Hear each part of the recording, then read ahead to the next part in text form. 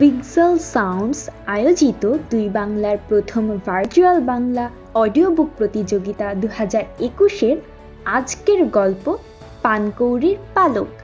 গল্প পাঠিয়েছেন জলপাইগুড়ি থেকে শুভাশিস ঘোষ। গল্পের সূত্রধর পশ্চিমবঙ্গ থেকে মধুবন চক্রবর্তী। অনুপমা চরিত্রে পশ্চিমবঙ্গ থেকে সঞ্চিতা সাহা। ইন্দ্রমণি চরিত্রে পাবনা থেকে নাফিসা তাবাসসুম। শুভঙ্কর দা চরিত্রে কুমিল্লা থেকে রাফি শামস। সব শেষে পানকৌড়ি চরিত্রে অভিনয় করেছেন কলকাতা থেকে অর্পিতা পাল। শুরু হচ্ছে পানকৌড়ির পালক। জাতীয় সড়ক ধরে শিলিগুড়িতে যাবার পথে গন্ডার মোড়। ডান দিকে ঢুকে কিছুটা গিয়ে আবার ডান দিকে ক্যানেলের পাশ দিয়ে বাঁধের ওপর কাঁচা পাকা রাস্তা। চলছে তো চলছেই। জঙ্গলকে ডাইনি রেখে আবার ক্যানেলের ওপারে বাঁদিকেও টানা জঙ্গল। নতুন জয়েন করে অফিসের গাড়িতেই নতুন চালাতে শিখেছে। মাঝে মাঝে ড্রাইভার সমীরবাবু নিজেই বলেন, ম্যাডাম একটু চালাবেন নাকি? বেশিরভাগ দিনই অনুপমা বলে, না থাক, হাতে অনেক file, BPL, mid day meal, Indira Awas Yojana, 100 দিনের কাজ, আরও কত কি। না, আজ থাক। আবার কোনো কোনো দিন সব ফেলে বেরিয়েই পড়ে। এই তো এই রবিবার যেমন চলেছে ক্যানেলের রাস্তা দিয়ে, নিজেই চালাচ্ছে অনুপমা, পাশে সজাগ দৃষ্টি নিয়ে সমীরবাবু। কত সাহেব কত ম্যাডামের তার কাছে স্টিয়ারিংয়ে হাতে খড়ি, এই সাদা অ্যাম্বাসাডারেই। আর আছে পেছনের সিটে ইন্দ্রমণি। ইন্দ্রমণির কথাতেই এদিকে আসা। বাড়ির কাজকর্ম ওই করে, আর করে গল্প। গল্প না বলে বক বক বলাই ভালো। অনুপমার কোয়ার্টার জীবনের অনেকটা সময় জুড়ে থাকে এই মেয়েটার বক বক।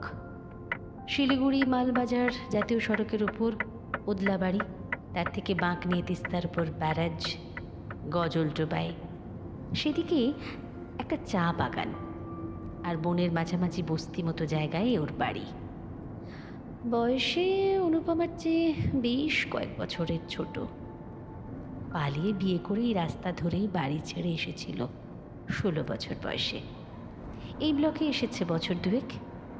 অনুপমা আসার পর একদিন জিয়ারের লাইনে দাঁড়িয়ে অসুস্থ হয়ে পড়েছিল।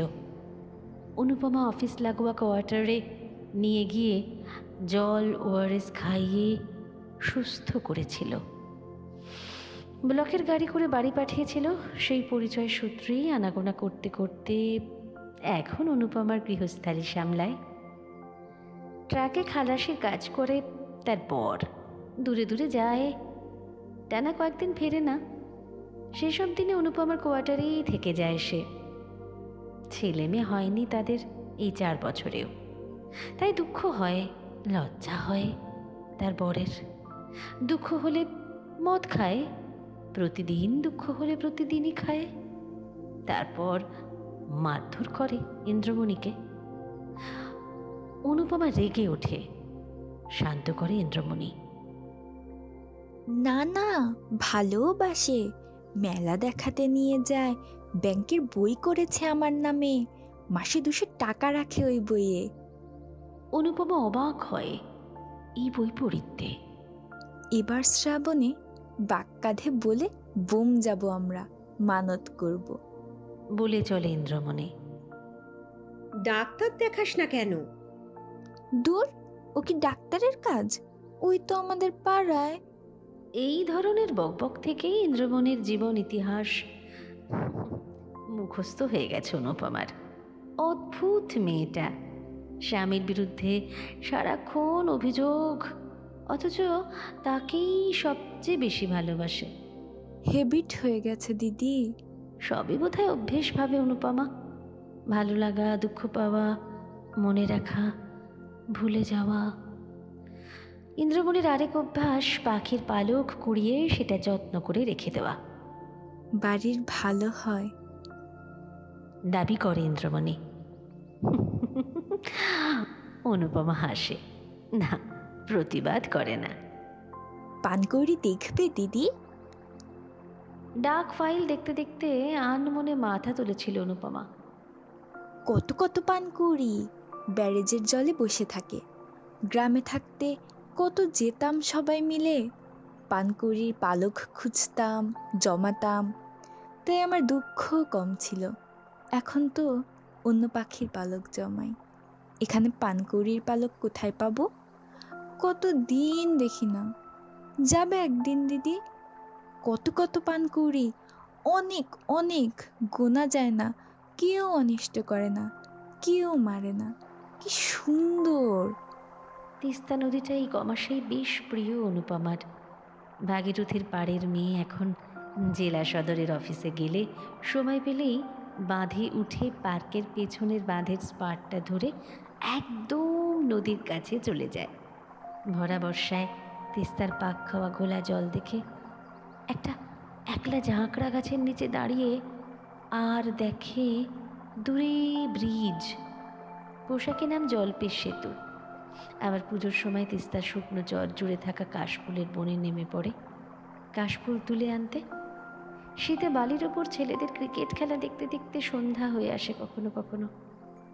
তবে ইন্দ্রমণির পছন্দের এই দিকটাতে যাব করেও যাওয়া হয়নি এখনো, তাই উচ্ছ্বাস সংক্রমিত হয়। হঠাৎ কেমন একটা দুর্নিবার টান অনুভব করে অনুপমা, আর বেরিয়ে পড়া তারপরেই। রাস্তা বেশ খারাপ, একেবারেই নেই কোথাও কোথাও। ব্যারেজের কাছে পৌঁছতে লাগলো প্রায় 1.5 ঘন্টা।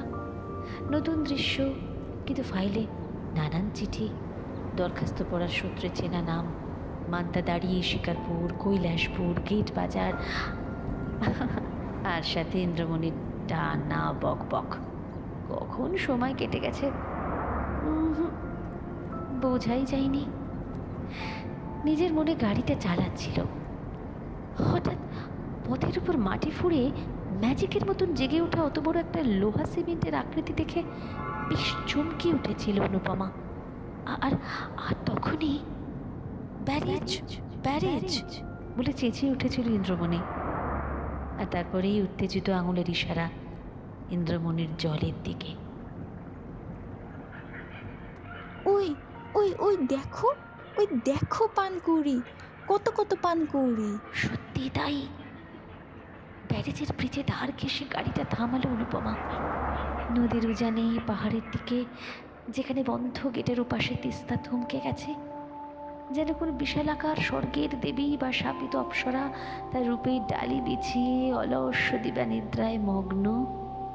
তার মাঝে কার অবহেলা, কি অভিমানের প্রতীকী চড়া মতো পড়েছে অনেকটা, আর তার উপরে অসংখ্য পাখি বসে। সবচেয়ে পানকৌড়ি না, তা অনুপমার মতো অসেলিম আলীও বলতে পারে। পানকৌড়ি আছে, বালি হাঁস আছে, মাছরাঙাও আছে, চোখাচোখিও আছে। এত পাখি গিজগিজ করছে যে নদীর কয়েক জায়গায় অনেকটা জুড়ে কালচে লাল হয়ে রয়েছে। দূর থেকে দেখলে মনে হবে জলে কোনো ছত্রাক লেগেছে, আর বিকেলের বাতাসে তিত্তির করে কাঁপছে। ভালো করে তাকালে বোঝা যায় ওগুলো সব পাখি, কয়েকশো হবে। জায়গাটা হঠাৎ করেই খুব ভালো লেগে গেল। নেমে পড়ল অনুপমা, ব্যারেজের ধার ধরে হাঁটা শুরু করলো। আগে আগে ইন্দ্রমণি বকবক করছে আর খুঁজে চলেছে পানকৌড়ির পালক। অনু, আজ একটা পঞ্চায়েত ভোট নিয়ে অঞ্চল মিটিং আছে, বিকেলেই ফিরবো। তারপর তোকে নিয়ে যাব বিলে। আমার দেয়া পারফিউমটা লাগাস তো? কত নতুন পাখি এসেছে, পানকৌড়িও। তোকে একটা পানকৌড়ির পালক দেব মাথায় গুঁজে। না, কথা রাখেনি শুভঙ্করদা, রাখতে পারেনি। গির্জার মোড়ে বহরমপুর থেকে আসা অজ্ঞাত পরিচয় বাইক আরোহীদের গুলিতে ও বোমায় ঘটনাস্থলে মারা যায় শুভঙ্কর এবং তার এক সঙ্গী। তখন সবে মাধ্যমিক পাশ করেছে অনুপমা। ইউনিভার্সিটির এমএসসি ফাইনাল ইয়ারের শুভঙ্কর তাকে স্বপ্ন দেখানো সবে শুরু করে নিজেই হারিয়ে গেল স্বপ্ন হয়ে। সে প্রায় 12 বছর। দুঃখ না, কান্না না, এত বছর পরে তার মুখটা মিলিয়ে গেছে মনের ভেতর। তবু একটা উদাস শূন্যতা চলে যেতে যেতেও থেকে গেছে। পানকৌড়ির পালক আজ এত বছর বাদে ভীষণ দেখতে ইচ্ছে করছে। বুঝতে পারে অনুপমা। আচ্ছা, ওরকম না হলে তাদের জীবনটা কেমন হতো ভাবার চেষ্টা করে অনুপমা। ভাবনায় ছেদ পড়ে অবিরত। ইন্দ্রমণি উচ্ছ্বসিত। কি বলেছিলাম না দিদি, দেখলে তো? এতদিনে এর পরের কথাগুলো মুখস্থ হয়ে গেছে অনুপমার। কত পানকৌড়ি, অনেক অনেক, গোনা যায় না। কেউ অনিষ্ট করে না, কেউ মারে না। সত্যি কি তাই? মানুষ এত ভালো, আর বিধাতা? আবার ভাবনায় ডুব দিতে চায় অনুপমা, কিন্তু আবার শুরু হয় ইন্দ্রমণির টকশো। ওকে বাধা দিয়ে লাভ নেই, জানে অনুপমা। এত দুঃখ, এত কষ্টেও যখন ওর প্রাণের অফুরান সরল কথা চাপা দিতে পারেনি, তখন অনুপমাও সে চেষ্টা না করাই ঠিক করেছে। তবে জায়গাটা এত অন্যরকম, একটু নীরবতার মোড়কে তাকে দেখতে চাইছিল অনুপমা। তুই থামবি একটু ইন্দ্রমণি? কেন, আপনার পানকৌড়ি ভালো লাগে না? কথাটা এলো পেছন থেকে। মাথা ঘোরালো অনুপমা। কালো জিন্স, লাল টপ, কখন যেন নিঃশব্দে এসে দাঁড়িয়েছে একদম পেছনে। জলের ওপর কালো ধূসর মরচা লাল রং ফুটিয়ে তোলা পাখিগুলো, আর এই অচেনা মেয়েটা এই এই নির্জন প্রান্তরে, খোলা আকাশের নিচে, তিস্তার ধারে, শীতের পড়ন্ত আলোয় মিলেমিশে যেন একাকার হয়ে গেল অনুপমার কাছে। নিজের অজান্তে বিস্ময় প্রকাশ করল অনুপমা। পানকৌড়ি? এবার পাল্টা অবাক হবার পালা মেয়েটির। আরে, আপনি কি করে জানলেন আমার নাম পানকৌড়ি? আলাপের শুরু এভাবেই। অনুপমার থেকে বছর 7-8 ছোট, প্রায় ইন্দ্রমণির সমবয়সী হবে। সবে বিয়ে ফাইনাল দিয়ে ফিরেছে দিল্লি থেকে। বাড়ি কাছেই, মালবাজার। পানকৌড়ি আবার কেমন নাম? প্রশ্নটা চেপে রাখতে পারেনি ইন্দ্রমণি। জানার ইচ্ছেটা অনুপমারও নেহাত কম ছিল না। ছোটবেলায় মালবাজার সিজার স্কুলে পড়তাম। সকালে উঠে স্কুলে যেতে চাইতাম না। বাবা তখন এখানে নিয়ে আসবে বলে, পানকৌড়ির পালক খুঁজে দেবে বলে বুঝিয়ে সুঝিয়ে স্কুলে পাঠাতো। রবিবার করে নিয়েও আসতো। সে থেকেই ডাকনাম হয়ে গেছে পানকৌড়ি। এখন সময় পেলে সে যে নিজেই লাল ইন্ডিকাটা চালিয়ে চলে আসে। পানকৌড়ির উড়ান লম্বা হয়েছে ভাবে অনুপমা। পরিচয় বাড়ে অন্তরঙ্গতাও। মাঝে মাঝেই অনুপমার কোয়ার্টারের সামনে দাঁড়িয়ে থাকে লাল ইন্ডিকাটা।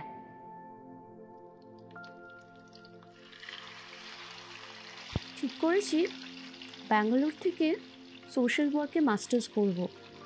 আর এক টুকরো দাও তো। তুমি যা রাঁধো না, লোকে বলে তুমি ভীষণ কড়া ভিডিও। রান্না খেলে সবাই উল্টো বলতো। লুচিও নেবো আর একটা। তারপর? চাকরি? কে বলে শুধু ময়না চন্দনা গান গায়? এই তো পানকৌড়িও দিব্যি গান করে। জীবনের গান, স্বপ্ন দেখার, স্বপ্ন দেখানোর গান। হাসে অনুপমা। উত্তর দেয় ইন্দ্রমণি তার মতো করে। করা হওয়াই ভালো। পাজি লোকগুলোকে যখন দিদি বকা দেয়, সব কটার তর্পানো বন্ধ চুপ করে থাকে। আমার তখন কি যে ভালো লাগে না, কি বলবো। ওই যে ইব্রাহিম, বউটাকে প্রতিদিন মারে, কিন্তু দিদির সামনে একদম কেঁচো। আর সনদ বাবুটা তো পাক্কা শয়তান। আগের বউটাকে মেরে এখন একটা বাচ্চা মেয়েকে বিয়ে করেছে।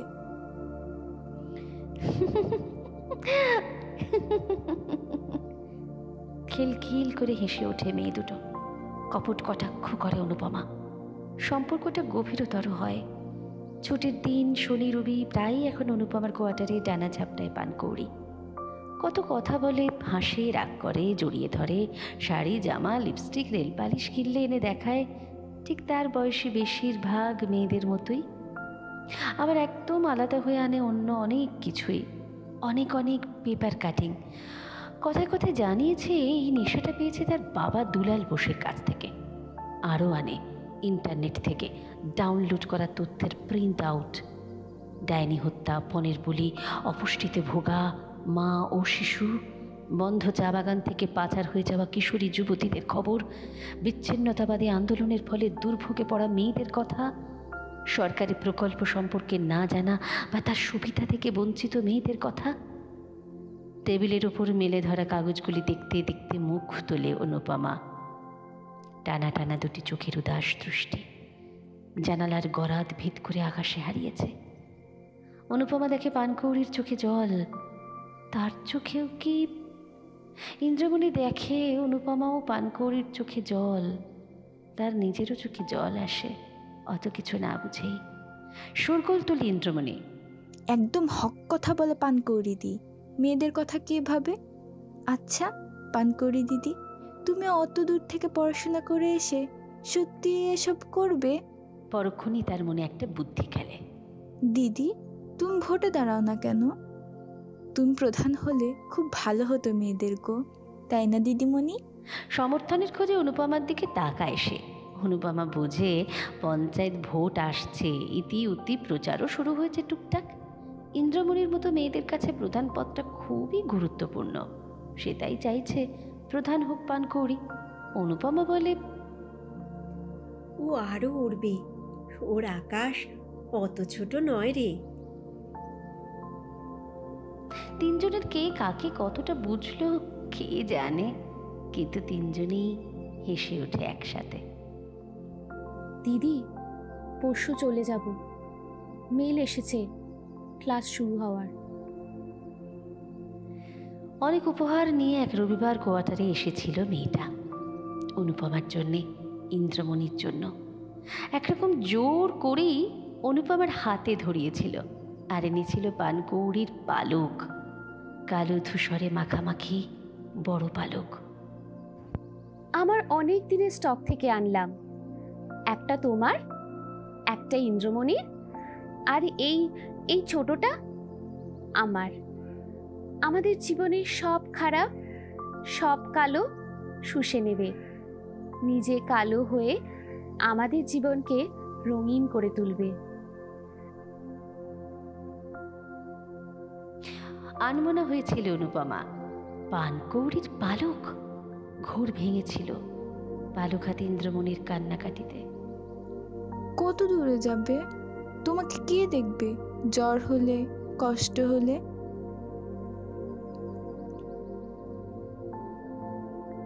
কেঁদেছিল পানকৌড়িও।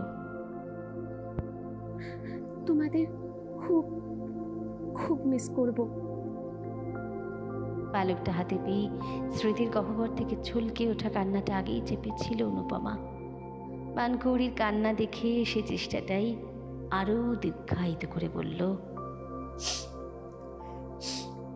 চল চল, আজ সবাই মিলে খুব মজা করি। সবাইকে নিয়ে শিলিগুড়ি গিয়েছিল। দামি রেস্তোরাঁয় চাইনিজ দিয়ে দুপুরের খাবার খেয়ে হংকং মার্কেটে ঘুরেছিল। ফুচকা খেয়েছিল। পানকৌড়িকে একটা জিন্স আর টপ, আর ইন্দ্রমণিকে একটা সালোয়ার কামিজ কিনে দিয়েছিল। নিজের জন্যও কিনেছিল একটা পারফিউম, একটা বিশেষ সুগন্ধের। রাতের খাবারও বাইরে থেকেই কিনে এনেছিল। অকারণে পারফিউমটা রাতেই লাগিয়েছিল, আর শোয়ার সময় বালিশের পাশেই রেখেছিল পানকৌড়ির পালকটা। পঞ্চায়েত নির্বাচন এসে গেল হুড়মুড়িয়ে। গোটা অফিসের নাওয়া খাওয়া উঠল মাথায়। তার মধ্যেও নিয়মিত আসতো পানকৌড়ি। পানকৌড়ির ইমেল, SMS। অনিয়মিতভাবে হলেও উত্তর দিত অনুপমা। ব্যাঙ্গালোরে তার ক্লাস শুরু হয়েছে। কলেজের কাছে টিচার্স কলোনিতে সে পেইং গেস্ট থাকছে। বন্ধুবান্ধবের কথা লেখে। এরই মধ্যে একটা দলে ঢুকে এইডস আক্রান্ত মহিলা ও শিশুদের জন্য কাজ করা শুরু করে দিয়েছে পড়ার সাথে সাথে। একটা মেইলে লিখেছিল, বাবা একটা ছেলে রেখেছে, টাটার ইঞ্জিনিয়ার, হেব্বি দেখতে দিদি। তবে আমি না করে দিয়েছি। চান্স মিস করলাম না গো। কিন্তু এবারও বন্ধ বাগান থেকে 18টা মেয়ে স্রেফ নিরুদ্দেশ হয়ে গেছে। এখানেও সেই একই দুর্দশা। এদের কাছেই আমাকে ফিরতে হবে। বাবাকে তাই বলেছি, এখন না। পানকৌড়ি পরিযায়ী না, সে লক্ষ্যে গেড়ে বসেছে, বুঝে অনুপমা, পড়ে চলে। তবে আমার পানকৌড়ির বালকটার কথা এখানে সবাই জেনে গেছে। আর জানো, পার্সে থেকে থেকে কেমন যেন নষ্ট হয়ে গেছে অনেকটাই। এবার ছুটিতে গেলে আমরা একটা বড় পালক খুঁজবো, কেমন? বাবা চিঠি এসেছে, একটা প্রফেসর ছেলের কথা লিখেছেন, ছবিও পাঠিয়েছেন। অনুপমা জবাব দেয়, এখন না। চিঠিটা লিখতে লিখতে টেবিলের উপর থেকে পানকৌড়ির পালকটা তুলে গালে বোলায় আলতো করে। নির্বাচন এলো যথা নিয়মে, হয়েও গেল। ফল বেরোনোর পর চলল বোর্ড গঠনের ব্যস্ততা। বহুদিন পর আজ নিজস্ব মেইল আইডিটা খুলল অনুপমা। পাসওয়ার্ডটা মাঝখানে ভুলে গিয়েছিল, একটা টেবিল ক্যালেন্ডারের পাতায় লিখে রেখেছিল। অফিসের কাজ হালকা হওয়ার পর একটু ঘর গোছাতে গিয়ে ক্যালেন্ডারটা খুঁজে পেল এক সেট ভোটার লিস্টের পেছনে, আর সেই সঙ্গে পাসওয়ার্ড। ইনবক্স বোঝাই অনেক দিনের না পড়া মেইলে, বিজ্ঞাপনে মেল, ব্যাচমেট কয়েকজনের মেইল, আর গোটা 15 মেইল তো পানকৌড়ির। শেষেরটা সবে 25শে জুলাই পাঠানো। মাউসে হালকা চাপে ওটাই আগে খুলল অনুপমা। কি দিদি, উত্তর নেই কেন? আগের 14টা মেইলের কোনো উত্তর নেই। এখন থেকেই বলে রাখি, ম্যানেজ করেছি, তাই আগে আগেই ফিরবো মহালয়ার দিন। টিকিট হয়ে গেছে, সেমিস্টার শেষ হচ্ছে ঠিক তার আগের দিন।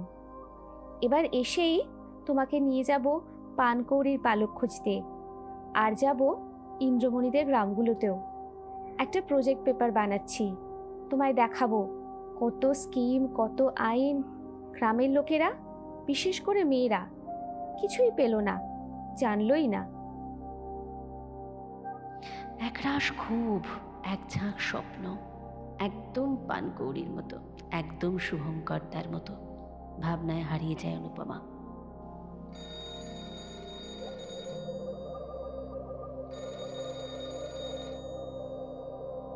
সরকারি কোয়ার্টারের কর্কশ কলিং বেলটা তাকে বাস্তবে ফেরালো রুক্ষভাবে। নিজস্ব সুর তুলে নোকিয়ার 6600টা বেজেই চলছে কান্নার মতো। ব্যাগের অবরুদ্ধ অন্তর থেকেও শোনা যাচ্ছে তার হাহাকার। গজলডোবা ব্যারেজের বাঁধের ওপর বসা অনুপমা ঠিক করেই রেখেছে, কোনো ফোনই ধরবে না, সে যারই হোক। আজ মালবাজারের বসুর ভিলায় যেতে পারেনি সে। ফ্রেমে বন্দি পানকৌড়ি, তাতে মালা, চন্দন, ধূপ, এই দৃশ্যের মুখোমুখি হওয়ার শক্তি জোটাতে পারেনি সে। কলিং বেল বাজার পর দরজা সেদিন খুলেছিল সে নিজেই। অশৌচের বেশ, বছর 50-এর মুখে একটা অনাবিল শূন্যতা। সাদার ওপর কালোতে ওম গঙ্গা লেখা খামে কাঠটা কাঁপা হাতে অনুপমার হাতে ধরিয়ে দিয়েছিলেন, আর সাথে কিছু খবরের কাগজের কাটিং। প্রথাগত শ্রাদ্ধ না, কেবল প্রার্থনা সভার চিঠিটা দিয়ে দরজা থেকেই চলে গেছিলেন দুলালবাবু। লাল ইন্ডিকায় গিয়ে বসেছিলেন চোখ মুছতে মুছতে। ডেকানো হেরাল্ডের আঞ্চলিক পাতার কাটিংগুলো জুড়ে শুধু ব্যাঙ্গালোর বিস্ফোরণের খুঁটিনাটি খবর। এক কোনায় পানকৌড়ির একটা ছোট্ট ছবি, blast claims life of young Bengal student and activist. এই কমাসেই নানান কাজে জড়িয়ে পড়েছিল। ওই দিন নিষিদ্ধ পল্লীর এইডস আক্রান্তদের জন্য চাঁদা তোলার কর্মসূচিতে যোগ দিতে টিচার্স কলোনির বাড়ি থেকে বেরিয়ে গিয়েছিল মাদিওয়ালা চেকপোস্ট বাস স্ট্যান্ডে।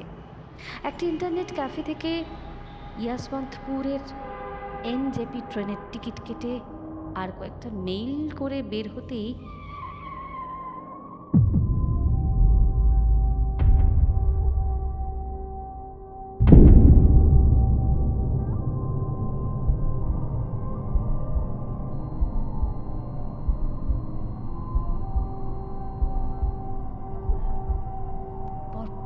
বিস্ফোরণে কেঁপে উঠেছিল বাস স্ট্যান্ড। তারিখটা 25শে জুলাই।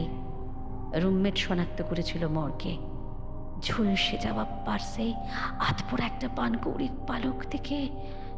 দিদিমণি দেখো, কত বড় একটা পালক, পানকৌড়ির। বলতে বলতে চুপ করে যায় ইন্দ্রমণি। মনে পড়ে আর ফিরবে না তার পানকৌড়ি দিদি, আর বলবে না গ্রামের মেয়েদের জন্য লড়াই করার কথা। কখনো কথা না বলে থাকতে না পারা ইন্দ্রমণি, হাজার বকা খেয়েও বকবক করা ইন্দ্রমণি, শত দুঃখেও অনর্গল বলে চলা ইন্দ্রমণি চুপ করে যাওয়াতে মুখ তুলল বাঁধের ঢালের ঘাসে, প্রায় নদীর কাছে বসে স্রোতের দিকে তাকিয়ে থাকা অনুপমা। তখনও সামনে ঝুঁকে ইন্দ্রমণি, হাতে একটা কালচে ধূসর পালক। আর নিজেকে ঠিক রাখতে পারে না অনুপমা। ইন্দ্রমণিকে জড়িয়ে ধরে